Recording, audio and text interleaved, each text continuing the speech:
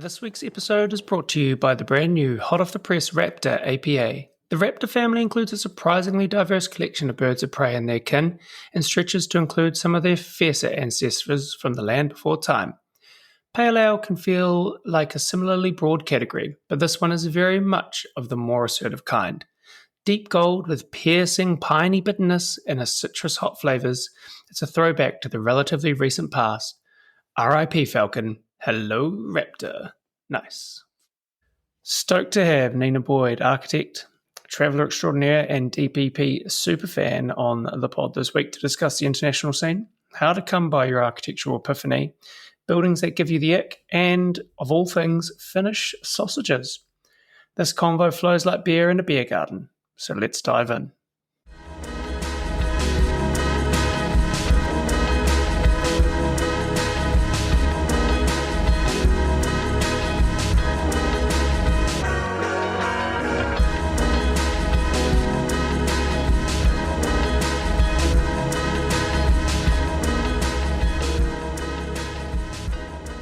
I guess we'll just crack on. So welcome to the podcast, Nina.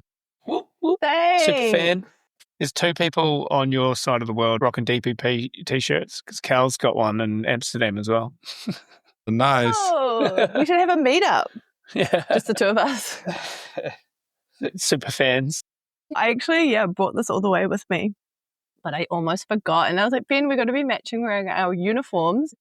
Okay, well, I want to know what you guys are up to, but if we must, what do you guys want to talk about? I want to cover your guys' trip.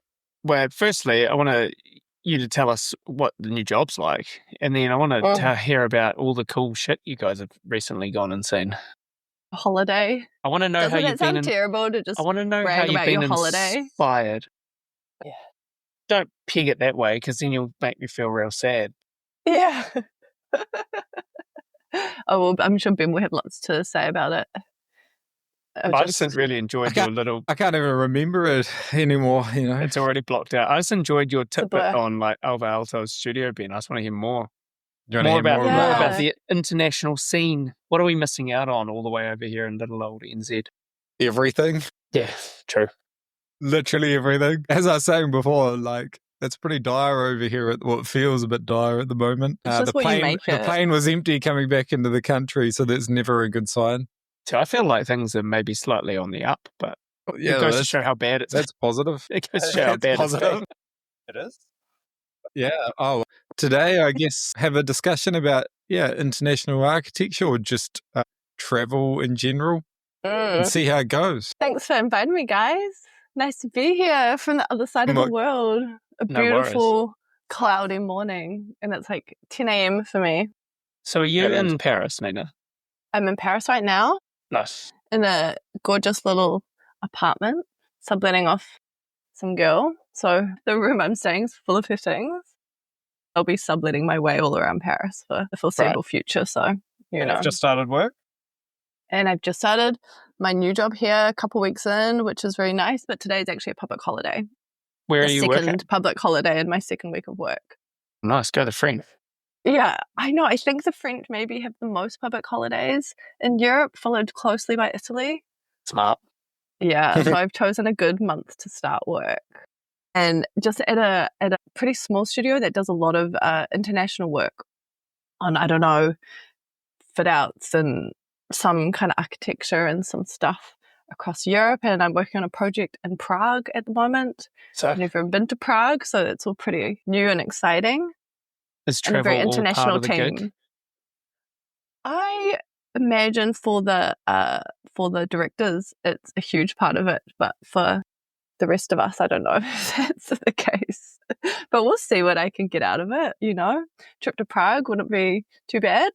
Is it a French firm you're working for? Or is it like an international Yeah, but it's firm super based? international. Like, my team is, like, from all over. There's people from Spain, Poland, Croatia, Peru. The common denominator is that most of them speak French, and of course I don't. But luckily, like, all our clients are communicating in English, so it's been a relatively easy transition, I would say. But I'm only a couple of weeks in, so, you know, Are you taking French to kind of like get up to speed? I've always thought that like is a terrifying barrier for us from New Zealand working internationally, is that we have zero language skills. Well, yeah, you can learn, right? I mean, I did like French when I was at high school, and there are little aspects of it that kind of are coming back to me, but very slowly. Yeah, I would like to do some night classes. My pal, exactly. That's the extent of my yeah, high school exactly. So no, I mean, I barely got a handle on Italian at the end of last year, and I feel like if I start now learning French, I'll forget the tiny amount of Italian that I now know. I know I struggle with French so much more than I did with Italian. Italian, there's a bit of a rhyme to it. You can kind of just be like da da da da da da da. And so we did some traveling prior as well, didn't we? Before we got to Paris.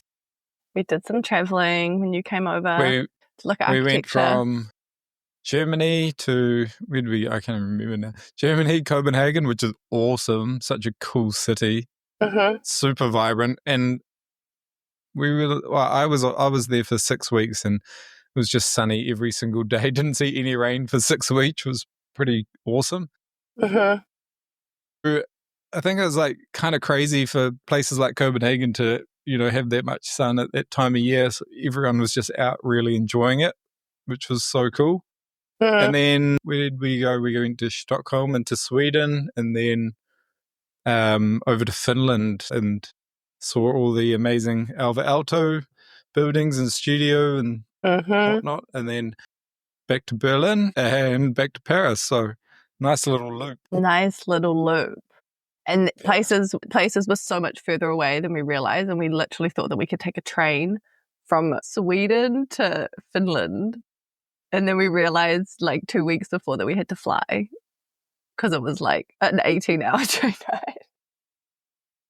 Definitely, yeah. I'd say definitely, as I think I mentioned last pod, the highlight for me architecturally was like visiting Alvar Aalto's studio. I just think that was really cool, and I guess what prompted this episode was just the discussion around how Alvar Aalto kind of went and visited Italy for his honeymoon and was so taken by the organic nature of the Italian architecture. And so when he came back to Finland, he had completely changed his frame in terms of, things like light or texture or rhythm and scale, and shifted from a real kind of methodical architecture to a much more kind of organic architecture. So, visiting his studio, you can really see a lot of the Italian style coming through,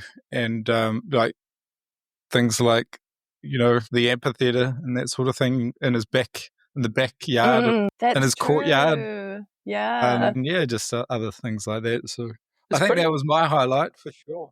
Yeah. Pretty cool how, and like this is a classic New Zealand issue, I guess, or like trope, is that, these guys, and you guys as well, you can do that in a weekend. Like in a weekend, you can go very easily somewhere else, be totally inspired, completely change your outlook on life, come back and crack in. Whereas for us to do that from here, it's like such a big deal. It's not like we can take a trip to Europe for a weekend because it takes you a week to travel. It's literally the other side of the world. It's such a mission to get over there. And there's nothing worse than like sitting down, although I guess like architects do it all the time. But there's nothing worse than like sitting down for like 3 days straight. Like you said, Ben, you've kind of forgotten all the highlights because you've taken 3 days to travel home. It was a whirlwind. Sort of like reduced all of the glamour.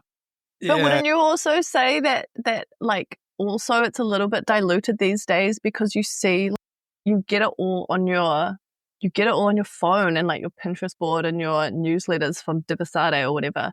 So different than seeing it in person, though, right? I would say not at all, not even remotely.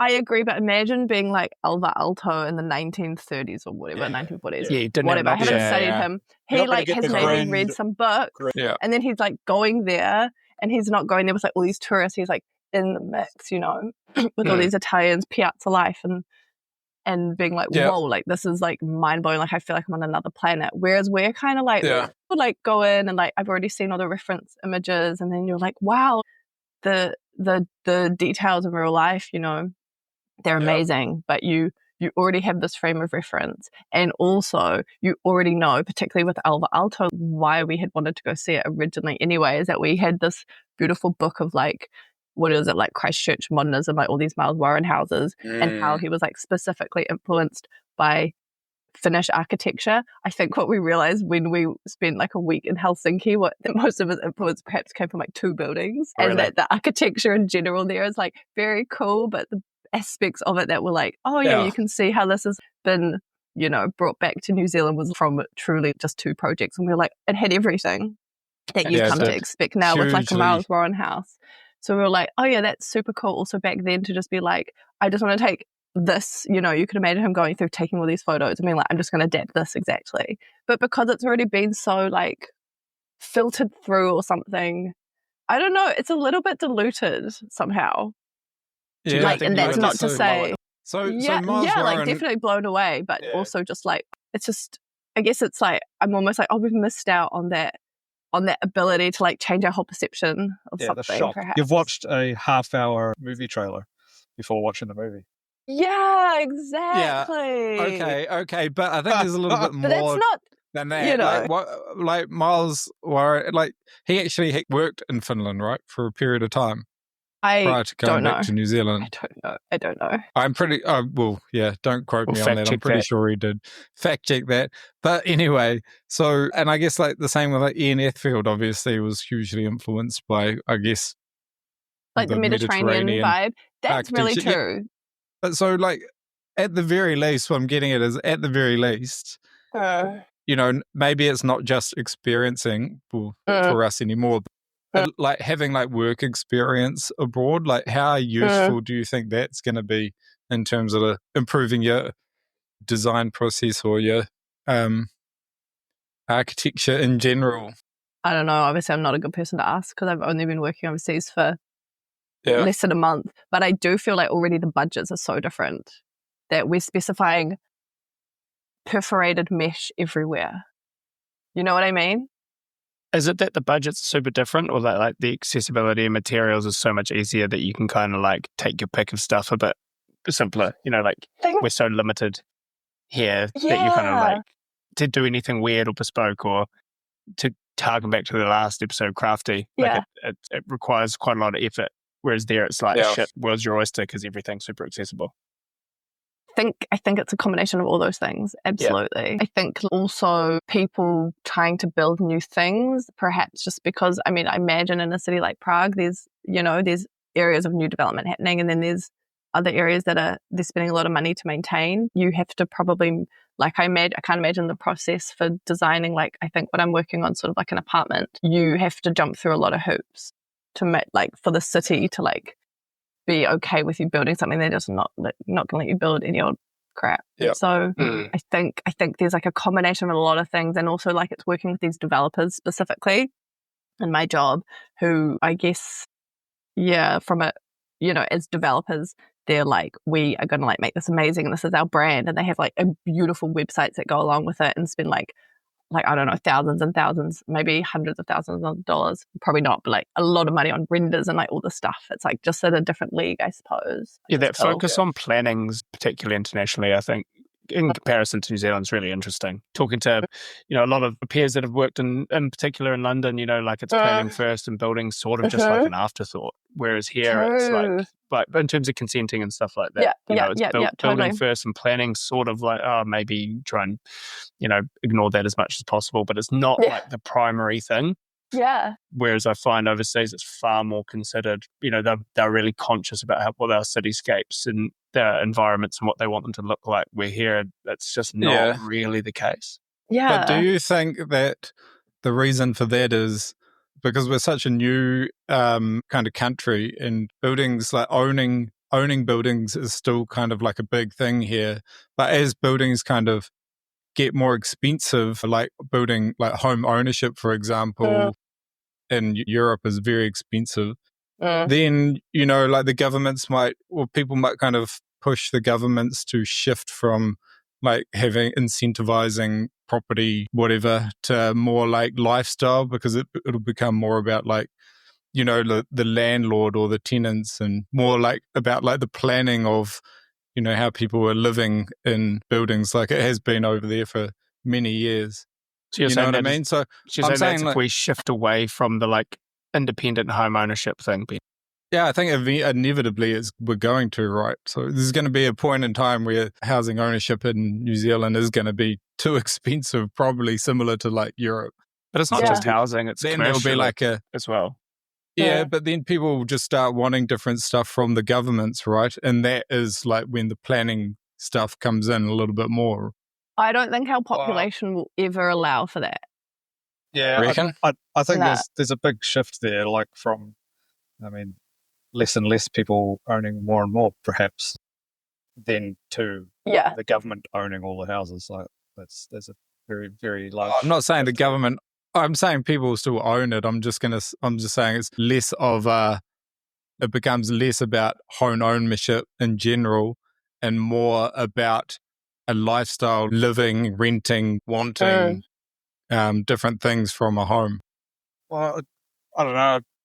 Perhaps like the more stringent planning rules and stuff is maybe just as a result of just being an older city.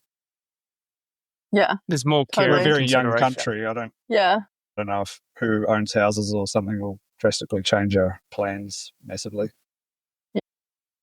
But maybe age and then feeling like you have something to protect. We don't have a huge amount to protect or anything. But it's not even necessarily protection. Like, obviously, like the heritage consideration is really high, but having never worked in Europe, I have no idea what the planning requirements are. Yeah. But they do like amazingly contemporary stuff within that, like, you know, that old or that heritage framework, you know, and that's evidenced everywhere. I'm sure you would have seen some pretty excellent examples of that recently. Yeah.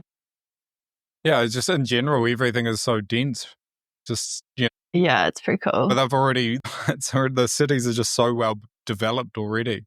It's so hard to compare because here it's like we've got these big sections that we're like starting to chop up a little bit more. But there's just there's no sections. It's like the in-between spaces, which are like so well utilized. And on your guys' travels, I mean, you kind of you've talked to the city thing a little bit, that densification in the last episode as well, Ben. Were you guys out in like the rural environments or anything as well? Was there like good architecture evidenced out in those spaces outside of the cities? We drove from we visited Helsinki, and then we spent a few days staying in this town called Tampere, like north of Helsinki, in Finland. So it was super cool and really small. Like, what do we think? Like the population of Wellington, pretty much. Yeah. It was awesome. It was super interesting vibe, like not what we expected at all. And then we drove slightly further north. It's got the most sauna to population ratio in the world. Yeah, actually. Crazy. It does. It had so many saunas, even though we just went to the same one. That's so good. No, we went multiple times because it was so epic. Between these, it was kind of crazy. Like, between these towns that we visited, it was like all farmland. There was absolutely nothing. Then it was just like big box retail and like these huge highways. It was kind of like, I don't know. That's kind of what I've never been to Russia, but there are like aspects of it where I'm like, this is kind of maybe what I would feel like it was like little, you know, like tower blocks and like 20 huge shopping malls. Rather Soviet. Yeah, but the architecture's Soviet, like big buildings and like big blocks of land. So it's like, it was weird. It was like driving. It's kind of like a Walmart. It's kind of like a Walmart with a big car park, you know, but the car park is just like bare land. It was big buildings weird, in the middle. Man. It was a weird That's vibe. cool, but though. then like when you got to the towns, there were like all these little beautiful projects that you could see where they'd obviously like invested a lot of money back in like, I don't know, between the 40s and the 60s, like getting these beautiful buildings designed by Alvar Aalto for like the library. And these little villages and stuff. Or townships. Not even a village, it's like a town. And then it's surrounded by these big shopping malls. There's still not a huge amount of standalone building though. It's far less common. Unless it's a farmhouse. You know, it's interesting. People just don't want to live like everything that, is still high like what we would call high density is like their kind of medium to low density, Yeah. And that's just everywhere. So you've got like townships, I don't know, pick a township, a Taupo or something, but it's super high dense, and then just all the like amenities surrounding the outside of it, and then it's just open farmland again. Yeah, actually, you say that. It's funny. Like, I thought it did kind of feel like Taupo a little bit. It was very, like, it like had its Cobb & Co. and it's like breakers. Like, it was that kind of vibe. What's Finnish Cobb & Co. like? Tell me more. I love Cobb & Co. That's nostalgic as fuck. Me too. We didn't go there. We didn't go. Yeah. We had a sausage on the street. They're really into giving out sausages, like sausage sizzle vibes, but they don't give you bread. So you just get a sausage and a piece of paper, and and the sauce goes everywhere. It's and chaos. they'll eat sausages in the sauna. I should have introduced them to a piece of bread and been like, what if you're equivalent to Bunnings is? Get this outside, and you honestly... I know, but I don't... like nothing else. Literally. One lady was telling us that they usually like hang up their sausages over the sauna, so it's like cooking the sausages while they're in the sauna and pour a bit of beer in there to get it nice and seasoned. And then they'll just hang around the sauna and then eat their sausages in between. It's so funny. Yeah, sounds like a good maybe country. That was the trip highlight. Yeah, that was good. That was right up there. Favorite building? The sauna. I mean, we saw some good sauna architecture though. Tell me more. Slight segue. There was a really nice one in Helsinki that I think it was like either a collaboration or just designed by like this Japanese architect who was like taking the like idea of the onsen and kind of combining it with the sauna, and that was beautiful. It was like all like beautiful timber, and like that obviously specified like the kind of timber that smells amazing when it like warms up in the spaces. So it was just like cozy, and it was called Turi Sauna. I don't know. That was super nice. It does sound like it had like a little courtyard. I just found it. I'm gonna. It's a nudist sauna. I'm gonna put that in the show notes. It's a nudist sauna as well. Just FYI. It's not a nudist sauna bed. Share it up, Sam. It's just the normal one. It was just for Ben. Yeah, exactly. One of us was made naked. Him take his clothes off. But I don't know. Yeah, like why it was so awkward. I guess like obviously it's such a huge privilege to be able to go and like travel and go see all this other architecture around the world, and it is like all so stunning and overwhelming. And then I think like ultimately though you're like so lucky to have seen all this stuff, but my take is that it doesn't necessarily change your whole perception around what you're like. I don't think that my like architectural style, if I ever had one, is like radically different. I think you probably just have a bit more of a thing of like, oh, well, why can't you do that? Or like for me personally, I'm like super all about living in a way smaller space than any flat or like home I've ever grown up in.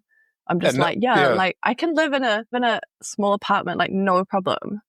That's probably like the biggest takeaway from like traveling. I don't know. And without cars as well is pretty good. Just being able to like walk everywhere, I think is pretty key. Oh yeah, walkable city. I mean, that's the only thing I want in life is a walkable. Or bikes. To live in a walkable city. All of those Scandinavian countries, I would include, and also France and Germany and that sort of thing.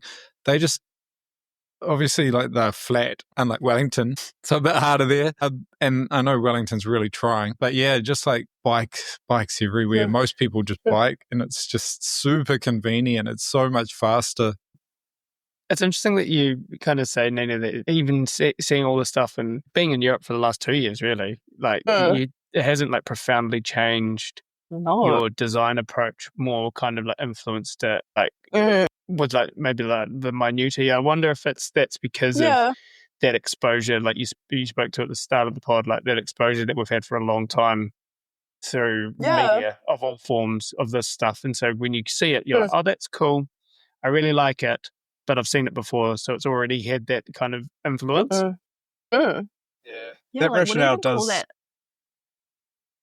like explain why architects back in the day would have such drastic sort of design direction changes after like a big travel or something. Yeah. But if you're seeing it every day, where are the epiphanies? I I'm going the opposite direction in this. I generally feel like you're having epiphanies after seeing and experiencing those spaces. I know a lot more clearer what I like. Interesting. So like a lot more clearer with a lot more clarity. He learned French and forgot how to speak English. Should this podcast just become English with Ben? Yeah. No. Whatever. I'm a designer, mate. I'm dyslexic. Did you enjoy the desolation? Sorry. This is what happens. This is what happens if you start getting... This is what happens if you start getting that stupid Gemini thing to write all your emails for you. You forget how to use English. No, Nina, I'd forgotten long before that. Yeah. Ben, you said that you've been epiphanized. Yeah. There goes new word as well. Do you reckon that, like, when do you feel like you're going to get the opportunity to put that into play? Yeah, so that's kind of where I was going, is like, I definitely know what I want a lot more, but it's so hard to translate it into like the type of architecture I'm currently kind of doing. Do you reckon there's even the appetite for it here? I mean, like, it's as simple as like, it could be as simple as like what kind of form or what kind of proportions, what kind of rhythm you like, you know? Years ago when we visited Pompeii, and there's like, you know, the ruins of like the courtyard houses that are like the central courtyard with the water feature in the middle to keep the, to keep the air nice and cool when it hits the water and kind of bounces out through the house. I love that. I love that. And I'm like, shit, yeah, one day I'm going to have like a sweet courtyard with a sweet water feature. Don't know when I'm going to use it, but, you know, it's just a goal. Okay. So you can have heaps of sandflies at your house? Is that the plan? We can deal with sandflies. Every time I think about having a water feature or like looking into a water feature as like a design solution, I'm like, sandflies. But no, that's so true. Doesn't have to be big though. Don't listen to him, Nina. I'm being too practical. Yes, what about this? What about sandflies?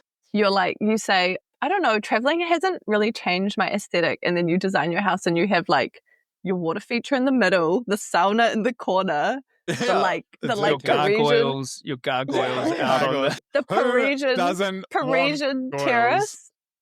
Who doesn't want gargoyles? Literally, like your terrace out front. What else could you have? Yeah, it'd be like a Frankenhouse of just like all the international inspiration. An obelisk in the middle of your water feature with Egyptian writing on it, and just like a tabacaria, in the built-in, so you can go and like grab some drinks. Yeah. Is this not just postmodernism? That's the only postmodernism I will subscribe to. Yeah, well, that's where New Zealand's at, right? We'll bring it back Omar. Behind the times. So it's changed me at my core. That's a good epiphany. Has drinking beer improved your architecture at all? You can have like a beer sculpture in your fountain in your house. I tried that at university. I got hammered, and then like before starting like a project really, really late to see if it would inspire me. And did it work? Did not. It did not work. Did you have fun though? Did you have fun? I think I had fun getting drunk. I don't think I had fun getting a bit. That's a B. That's pretty good. B for beer. Yeah, if you managed to like get drunk and pull off a B, then I feel like you just had to show up to get a B, to be honest. But was that a low-key brag? No, not at all. B for brag. So Sam and Gerard, have you guys ever, or even have you ever considered working abroad, or ever wanted to, or ever going to? I did a short stint at Hopkins in Dubai. Did you? Yeah, at the end of fourth year. Whoa. Crazy. Which was pretty intense. Yeah. What's Dubai like? How long were you there for? I can't. Not that long. Living there. It was like Dubai itself as a place to live is pretty horrible. You just live in an expat community, and basically the driver would pick me up from the house I was staying in, take me to work, and then take me home. Or I wouldn't go home. We're doing I think we're pulling like 16-hour days most days. It was real intense, but like again, super international. But with the stuff we were working on was massive. Like I was working on in a competition team. We were working on the design of like a new like village, basically, a new gated village community, but it was the entire thing. It was 9 acres of development land or something. It was pretty big. That's crazy. Yeah, it was interesting. And that was crazy international, heaps of Brits, because Hopkins obviously is a UK-based firm. The Brits love Dubai also. Yeah, heaps of Filipinos as well.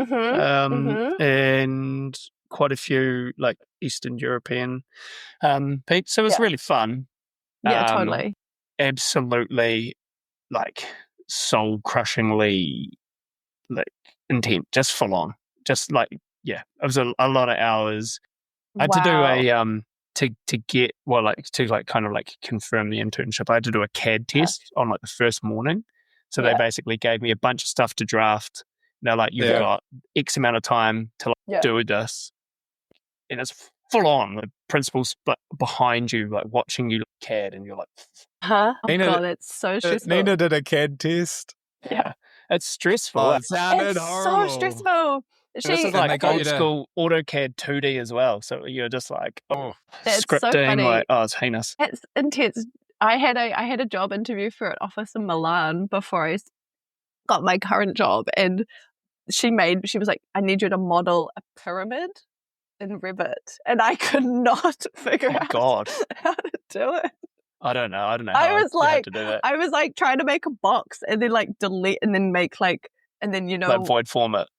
And then void out, and then I was like, can you just tell me how to do it? Because my math doesn't really work. Like, I mean, I might be an architect, but the geometry of it, I was just like, I genuinely can't figure this out. But I kept trying, and then she's like, no, that's not it.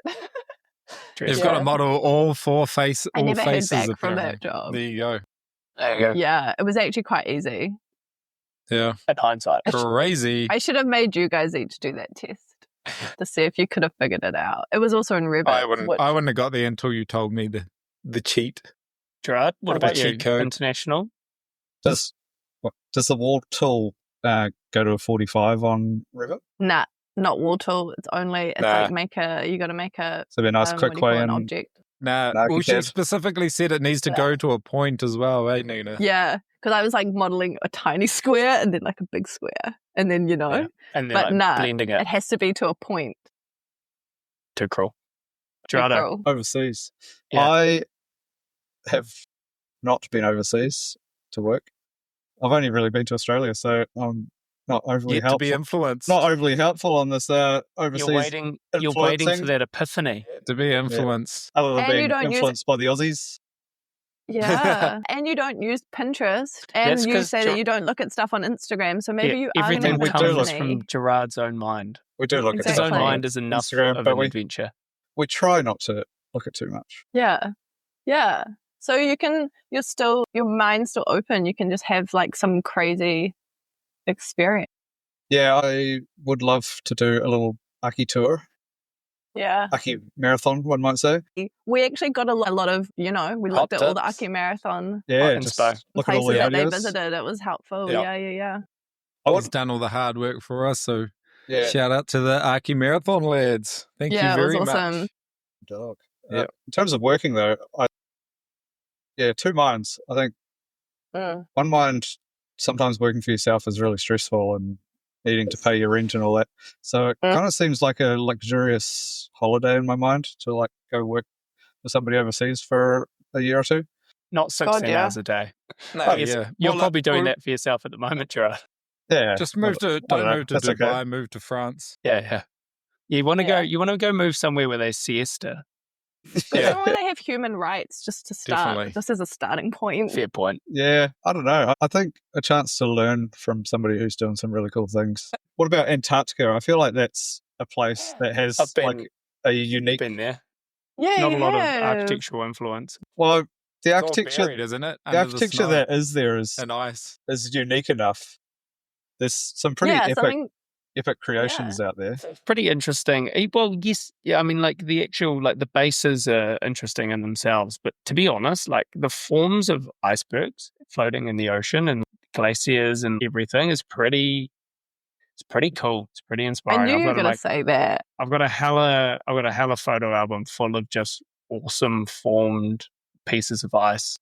Yeah. I've actually drawn on quite a bit. I think like initially when I set up a rep, heaps of it because I didn't have any buildings to put on my website, so I just had pictures of cool icebergs. Amazing. Have you made any iceberg buildings? It's a big selling point. Have I done any iceberg buildings? Got to let some of that influence come through, man. Yeah, I know. Get Bergy with it. I'm actually kind of doing an iceberg-esque building. Well, it's more of like an earthquake bigger eruption. Underneath. It kind of could. You could say it's looks a bit like an iceberg in Queenstown at the moment, but cool.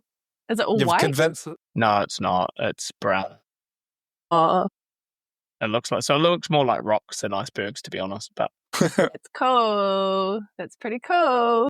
The Wellington. You're not wrong though, Gerard. I might have to put a water fountain in my next building. Yeah, get it done, mate. Do it, then it's done. It's not a water fountain though. It's got to be like the beautiful, perfectly symmetrical, like courtyard. Very tailored. Exactly. Well, I'm a big sucker for those old school sort of heating, cooling techniques that ultimately result in like some interesting forms, like the big lake, like the big pond in front of your house, and then like a solar chimney. So just a large bit of your building that opens at the top. Definitely totally. We were sitting. Cool. We were actually we didn't go to the Louvre, but we went to the park out front the other day. Close enough. Good story. Same thing. But no, so they got still the Louvre. It was a hot day, and they've got all the ponds, and there was like thousands of people. But like you sit around the pond, and it was just so nice and cool, you know. So just a body of water to cool the air temperature. Yeah, but New Zealand is surrounded by a body of water. Yeah, that's why it's always temperate. Generally temperate. Yeah. No, it still gets hot. I think that's the temperature notion to architecture is something that maybe doesn't get played with enough, or maybe one that experiential. Yeah, maybe one that we don't play with enough. As with all of my stories, I'm going to have to reference Conor Dolman again because I haven't been overseas and have to live vicariously through his Your stories. favourite architect, Conor Dolman. Yeah. Your favourite international architect. Yeah, he's a big dog. Recommend. No, he went to Zumthor's, the Valspar Baths. Yeah. Mm-hmm. It's just saying like the temperature in each of the pools is different. So like it adds like this whole nother layer to like the experience of the space. So I think that's something you can't see in the photos, or like because those spaces are so separate, you can't see them all together apart from in like a floor plan. So the navigation through that space, he said, was like very worth the trip to see that building. Yeah. I feel like true. That's the case. Less so maybe the temperature thing, but I think that's the case for a lot of these international buildings. Like, there's definitely some like clunkers. I've been to some clunkers that I've like built up in my mind, and then you go there and you're like, really? Is that it? But some of them you're like, okay, I did not understand any of this from a photograph or from a video or anything. Yeah. And I think that's probably just good architecture in general, right? Like it's not just a building, it's emotion, it's experience. Like we've talked about heaps this season, which is kind of cool, but I think that's the key. It's something that evokes more emotion than just visual. If you can capture the best parts of a building in a photo, then you're definitely doing something wrong, right? Like architecture isn't architecturing. I actually had a question then for you guys, because I've been thinking about this for ages. What is like a building that either you like was totally shoved down your throat at architecture school, or like since then that's like you're meant to love it, that you either visited and were like, well, this is really not what I expected, or that you perhaps never liked but was like in the zeitgeist as like, this is an amazing building that you have to love. Like, I'd be really interested to know. Ben pre-prepared us with this question. I know, Nina, but it's such So I've thought about this one. I didn't read the group chat, so I am unprepared. For me, it's the Guggenheim Bilbao. Like going to, like, I feel like particularly sort of our generation of architecture, it was one of the kind of quintessential buildings. Yeah. Everybody talked about it. Yeah. That's Frank Gehry. And just Frank Gehry in general, right? Yeah. But in particular, Bilbao, like, I'm not going to understate the impact, the societal impact that building had. Basically completely regenerated a city. But as a building, it's so disappointing to go there and you realize that a huge majority of it is just facadism. It's not even building to it. It's just form on structure that is zero function. It's just there for aesthetic. And I'm kind of like... Just boxed out inside. Yeah, it's just framed. You can see behind it. You got, big, cool, sweeping form, and then you turn around the corner, and it's just like a lattice grid work of framing. And you kind of God. It solves your weather tightness issues. Yeah, when you don't have to weather tie anything. I was just super disappointed. Pergola. It's amazing to look upon, and like it's such a pretty wild form and everything, but like that was super disappointing. But then in comparison, the Disney concert hall in LA, those two are sort of like brother sister buildings. Sure, is a bit more like the entire form's a bit more inhabited, and so it's way. And I've been to both, and that's way more interesting, I think. But yeah, the Guggenheim Bilbao to me was a clunker. Yeah, that's really interesting. Because you're right, Frank Gehry was a huge one when we were at architecture school. Yeah, that's disappointing. I found at architecture school, like, you were taught to, like, despise or hate Frank Gehry. You're like, well, that's not architecture. He's just squishing. Parametric. He's just squishing up paper. But I've been massively impressed by the guy. Like, he must be amazing in a client meeting. God. Incredibly convincing. That guy's communication skills must be unreasonable. Like, he could talk you into some weird things, I reckon. Yeah, I agree. And maybe that's the most amazing part of it. Like, well, there's clear substance to a lot of his work, and I think some of it's amazing. But it's just, that's a bit of a shame that one's a letdown. Yeah. What about you, Ben? Well, man, Ben doesn't like being negative. Be honest. It's a safe space. I don't know.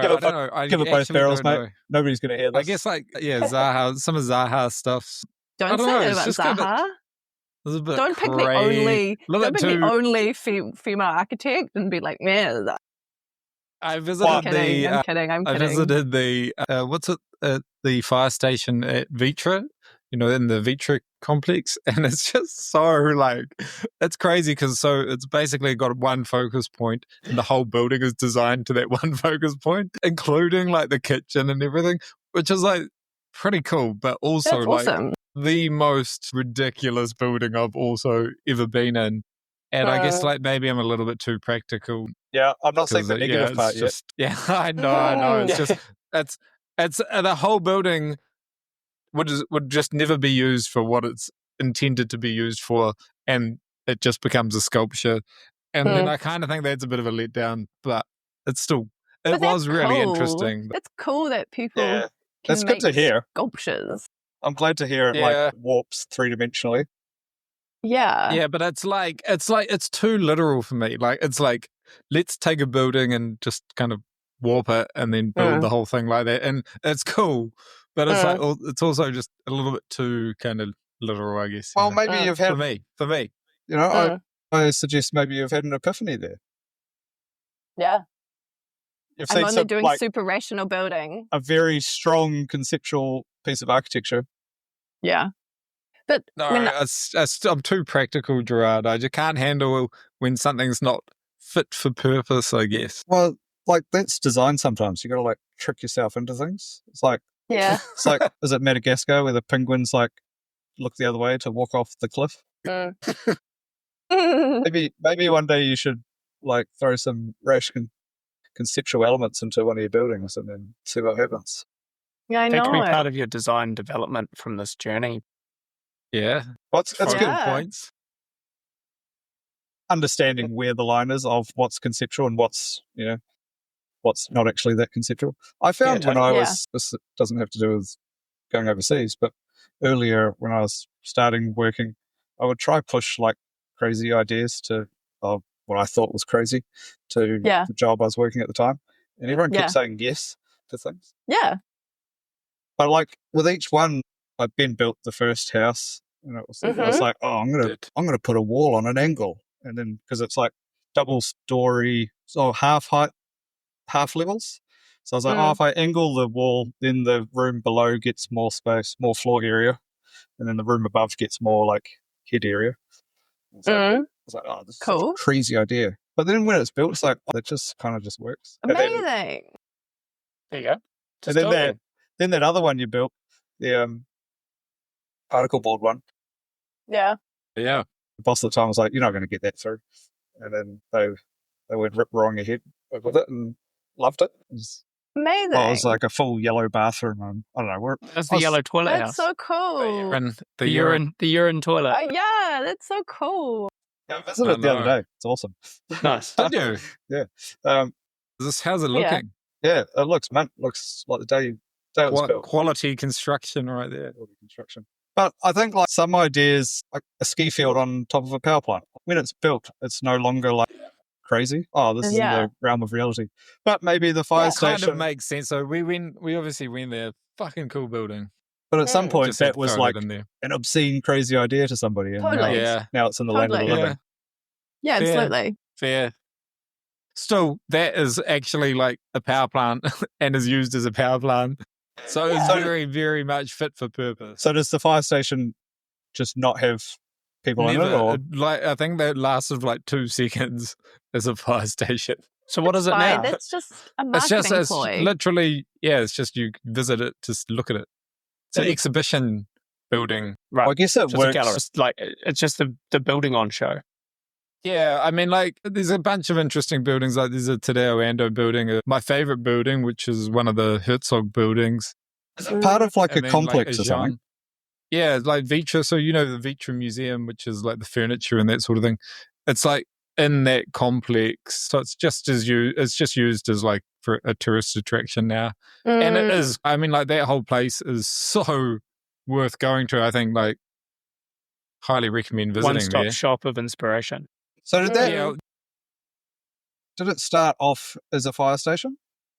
Or was it always like a conceptual fire station for the Vitra? Well, my understanding is that it was a fire station, but now thinking about it, maybe it always just was a conceptual fire station. He's having his epiphany. But I can't answer that. I'm not sure, sorry. Yeah. And what about you? What any buildings that you sort of had shoved down your throat that were less inspiring? Kind of a lot, but being still mine, like I obviously don't have anything bad to say about Zaha, but like I visited, you know, a couple of those buildings and it's not even that, it's like not practical. I think that's super cool to build stuff that's not practical. I think it's more just like the level of finish was pretty average, and like this is just basing off like 2 or 3 buildings. One in Guangzhou, one in outside of Copenhagen. Just really like the finishing's pretty bad. The bathrooms are ugly. You know, like when you know, you're like, oh, the architecture feels so right because even the bathrooms are like so beautifully designed and like epic. It's kind of disappointing and then it's just when like such a letdown. You're like, well, like like just the promise of like this architect is not delivered. But I don't know, like I think the whole parametric architecture thing I always was super resistant to, which made me almost a minority at architecture school. And now I feel like we've come so far past, like it's so weird to think about that time period now, especially now, like everyone knows that Patrick Schumacher's like, whatever, not a good guy. And I'm just like, feel a little bit vindicated. And then I'm also just like, like I always felt like it just didn't like speak to me. And then it just doesn't speak to me. But that's like, it's different for everyone, right? Because some people will be like, well, this is like phenomenal. And I'm sure there are buildings that are finished beautifully, but I'm still like, I don't know. Yeah, that's not for me. Parametric era felt like a lot of effort was put into the front end and not much put into the back end. Yeah. Do you think we're done in general? But like, I know I can't really comment. Yeah, like, do you think we're done with it? I think it's maybe been a bit more refined, mainly and probably because the tech's more refined. I feel like back in the day, the tech was so like kind of janky. You got janky results, but now it's like so polished. Everything's a bit more easy, probably. Maybe. And so like the parametric solutions are just more, I don't know, they just seem more curated. What are some of the newer parametric offerings?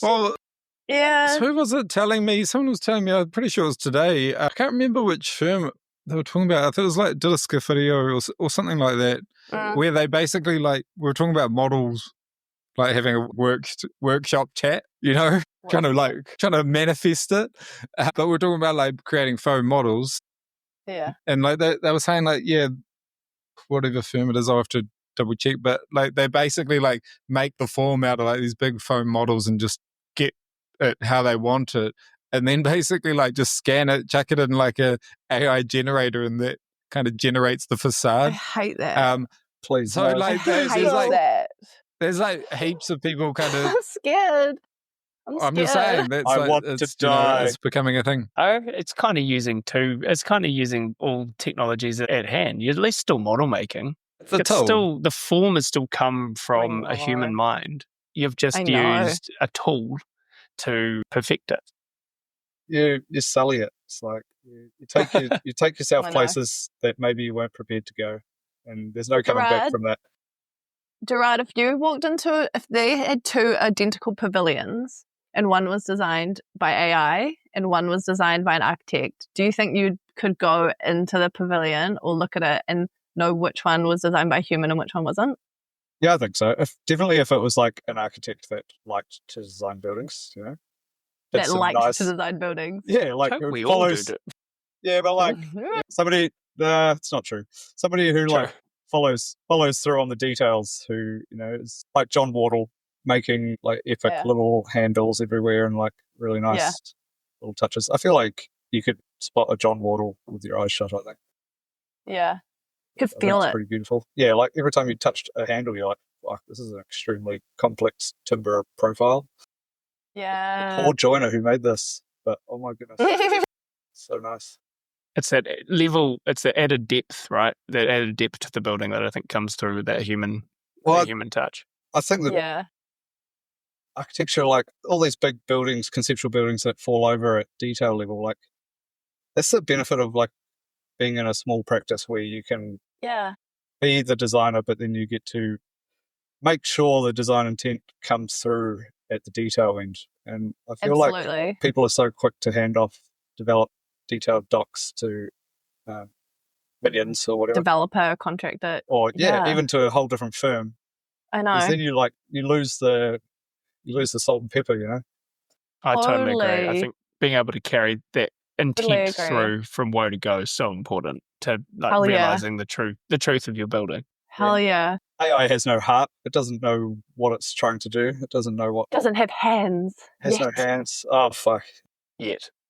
I am a robot. Maybe I'm a robot. I'm from the future. That is so true. Yeah, I totally agree. I just think I also wonder if like maybe that's the opportunity that sometimes New Zealand is missing out on. Is it like, I don't know what it comes down to. Is it a question of economics, or I don't know, but I think the thing that totally sets apart any good building you've ever been into versus a normal building that you don't even think twice, it's not amazing you, is that level of detail.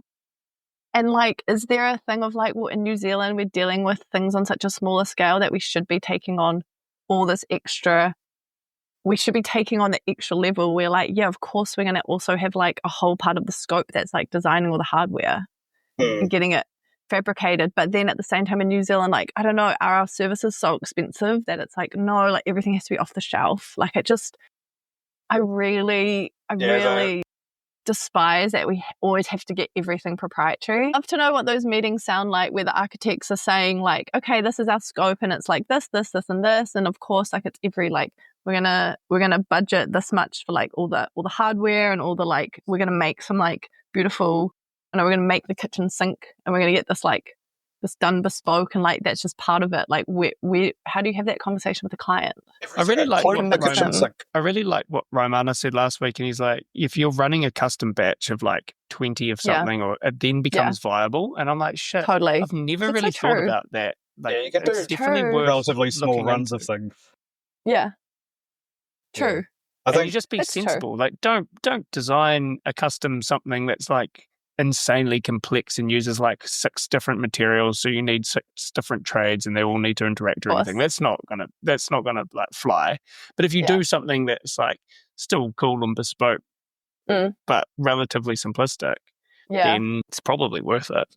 That's so true. I think it's just something that it's not a skill set that lots of architects have. And like obviously the discussion you guys had last week, and like you, Gerard, being in a workshop all day, but a lot of architects like myself, like we haven't spent time in workshops building stuff. So that's kind of like a really foreign concept. You've only been 2 weeks at your new job. Like, is there any scope for that there? A little bit in my office, because I think they've made a bit of a name for themselves developing like super customized joinery and things for like very like small living kind of vibes. Like, you know, like they've designed like a custom like, you know, sink that folds down. These kinds of things. A folding sink, that's right. And like they're really into like the beds that like lift up beds and things like that to like really like, you know, make the most of the space. I love those little mechanisms. They're require really like into a little bit of mechanical engineering. And but what I'm realizing is like the reality of even getting those over the line, even though that's probably the main selling point, that they're going to employ this, you know, office to do their architectural work, is like, you know, specific clients are still like, oh, but actually can we get something off the shelf, because that just sounds expensive, and if something breaks, we can't just go and replace it easily. We have to like get a whole new sink specifically fabricated. So can we just like have something that's already available? So I think it's just a battle everywhere, really. I mean, what's going to happen when like at Alvar Aalto, like one of his buildings, the handle breaks and then they can't replace it? What are they going to do? Break, it's just crafted so well. Well, yeah, it is quality. Like, it is cast from brass. The building will break before the end. I don't know what you do in those scenarios. I think having a closer relationship with like weird boutique makers, like there's people around who just turn timber. So it's like you could get a whole bunch of knobs done by somebody, or like there are people, if you want to make something, I guarantee somewhere there's some guy who will make a small batch of those for a reasonable price. I think it's just we're so used to we must wrap all this into a package and put it through one main contractor. And you could pull out a whole bunch of those items and call them client supplied, and you and the client go around and find little makers. Yeah. You could do that sort of thing with like smaller workshops. Like I often get people coming in and wanting to like learn how to weld or something. Elaborate on things. Yeah, I think well, that's what robots can't do either. Like they can't collaborate with other humans and make friends and then go have a beer with each other. Yeah. I feel like in there lies some more meaning of life. Maybe this whole story is that maybe you don't need to go overseas to have a breakthrough, but maybe looking inward and local and smaller. Maybe that's or maybe the story is there's just inspiration everywhere. The future. Maybe that's our next pod is we'll take it small scale, eh? Yeah. Also, get it local craft. Everyone in New Zealand between the ages of, 25 and 31 didn't like go overseas, then imagine how like thriving all those opportunities would be in New Zealand. Yeah, but she says as she sits one of those people overseas.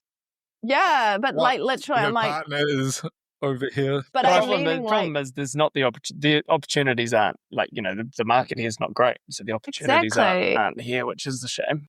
Yeah, but if people were here, if you generalised, everyone goes over. Well, so many people go overseas for a lot of people 2 to 3 years, maybe 4, but then they all come back. So it's like they're just epiphanized. They come back epiphanized. Everybody comes back. The call of the motherland is strong. I had a very controversial building as my option for one that I feel gets talked up very heavily. What's that? Yeah. Savoy? Yeah. Because I haven't been overseas very much. So is it Te Papa? I'd say Te Papa. No, it might get me in a lot of trouble. No, go, please. Please. Or save it for the Patreon. I can cut it out if you don't want Save it for the Patreon. Yeah, bleep it. Yeah, now I'm having a mind blank. What's the little chapel down in Karori? Fortuna. Oh, Fortuna. Fortuna. You don't rate Fortuna. Well, it gets talked up as if it's like Sagrada Familia. There's better John Scott out there. But John Scott's done some really nice things. And it's a pretty nice building though. I also feel like a Gothic piece of church architecture is infinitely more impressive.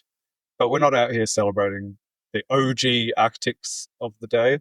The very, very early. Maybe it's maybe it's a matter of time. Like we only celebrate architects that we can like rationally think 1 or 2 generations, and then I think it's a matter 5 or 6 generations. It's like no, you just It's a matter of like location though. Like, it's fucking building ever, and we don't care. If we're looking at churches, like the Gothic cathedrals in Dunedin are celebrated pretty heavily. It's because they have them.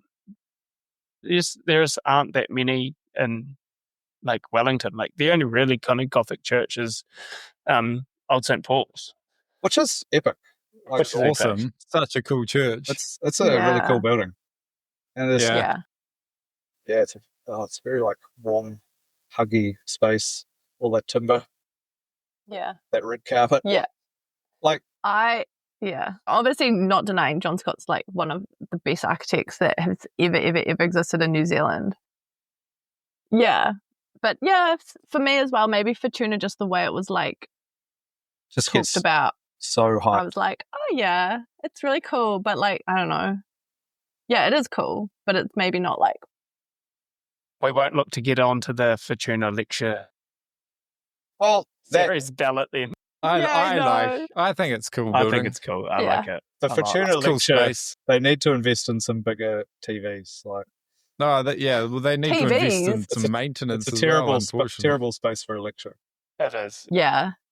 Nice toilet. Just makes you wonder what it was like for a sermon, which is like a lecture. So maybe the planning's not great. Well, they probably don't need screens. There's less pictures if you're just reading from the book. They need to pay for an architecture lecture. Upkeep somehow, though. There's a little TV screen. Yeah. There's so many like epic churches in New Zealand. So I think for it to get singled out is like, well, maybe just because it gets talked about so much. Well, yeah, we should probably wrap it up there anyway. Call it done. Awesome to have you on, Nina, and nice to have your international perspective. Oh, it's not an international perspective. I've just been on holiday for a while. More international than ours, but I hope the new job goes well. I told her that what we're talking about today, and she's like, "Oh, has it influenced your architecture?" Not, I don't think it has in any way. I'm like, okay. Good. There goes that conversation. The answer is we whisked over that pretty quick. But I'm glad it's influenced you, Ben. That's made me feel better about my lack of travel. I stand by it. I just don't want to come on here and be like, so I've like been on holiday for a while. I totally I'm the best architect in the world. Like haven't even designed. It's had such a profound impact on me. You are. Yeah, literally. Here I go, like specifying my tin roof as per usual. Awesome. Thanks for coming on, Nina. It's been great. Nice to talk to you guys.